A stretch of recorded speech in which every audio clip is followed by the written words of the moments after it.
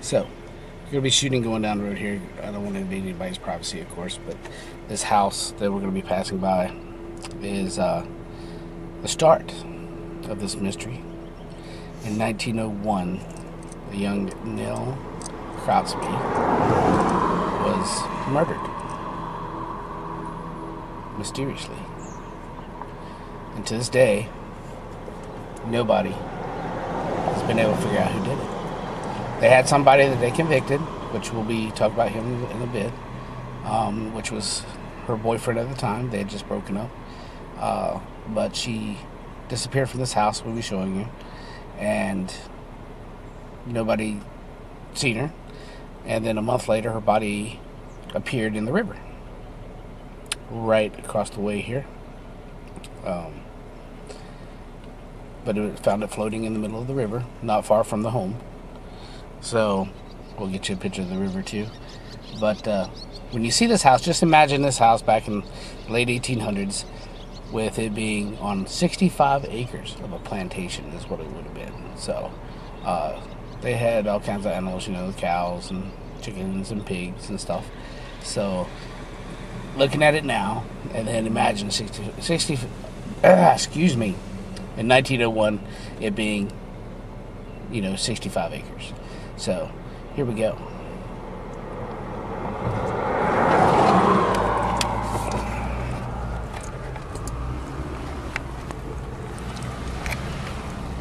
Just put it outside. I know, but I need to see the... Right here's the house. This is the house that Nell Cropsey lived in. I know, I'm working on it. I'm just not trying to make it obvious. Well, we're already past it. You ain't even got down there. I did have... 65 acres of nothingness, which I don't understand, because some of these houses are about the same age, but there's a bunch of new ones, don't get me wrong.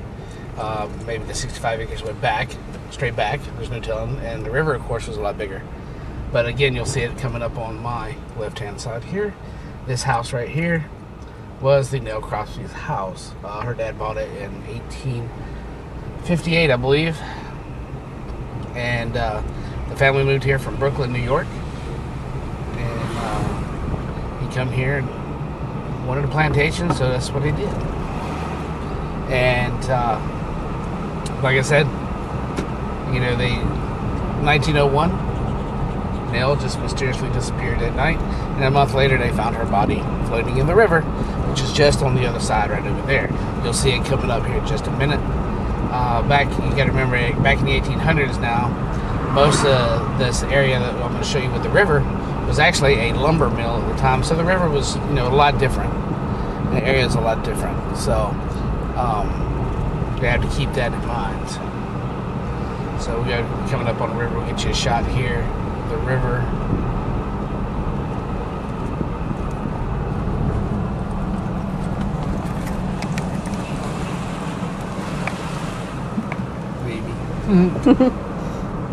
Right there's the river. Runs right along the front of the house where she lived. So imagine it, back in the day, there's hardly anything there. And most of these lands around here was just all kinds of industry, actually, because this area here was really a popping place back in the late 1800s. It was a main central hub for commerce, shipping lanes and stuff like that going up and down the canals. All right.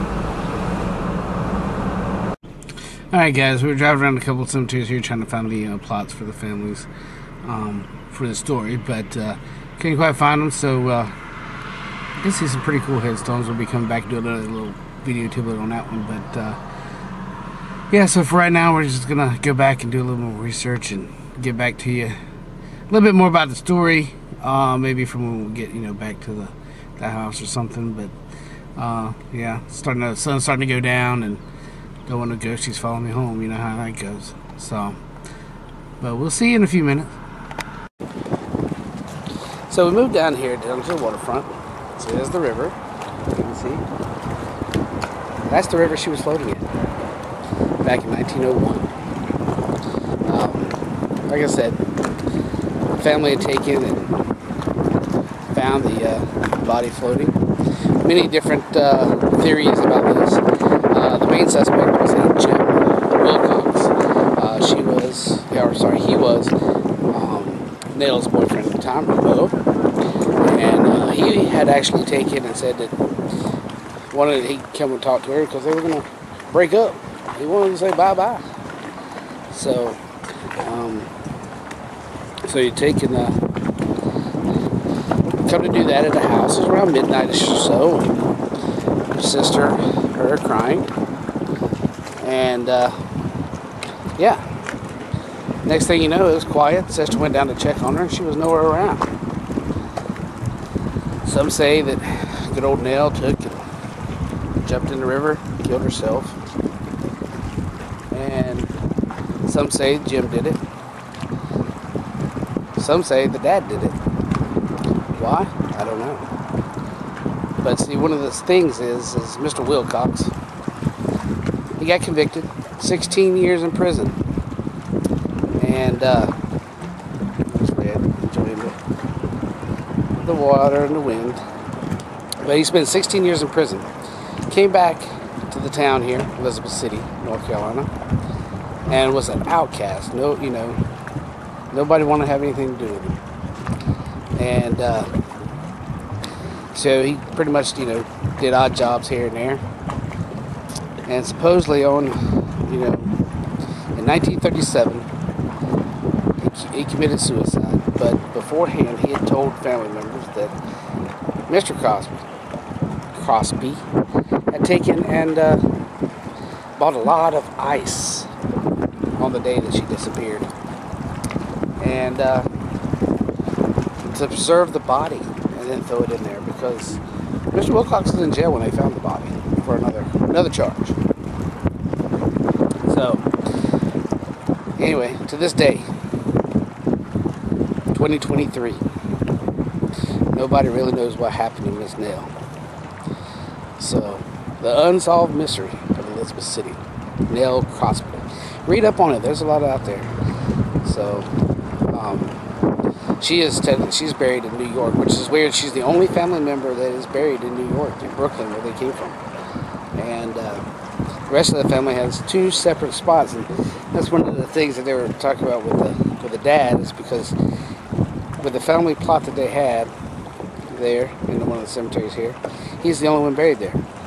The mother, the sisters, other family members are buried in a completely different cemetery across the street. Didn't want to be buried in that same plot, so it makes you wonder what really happened,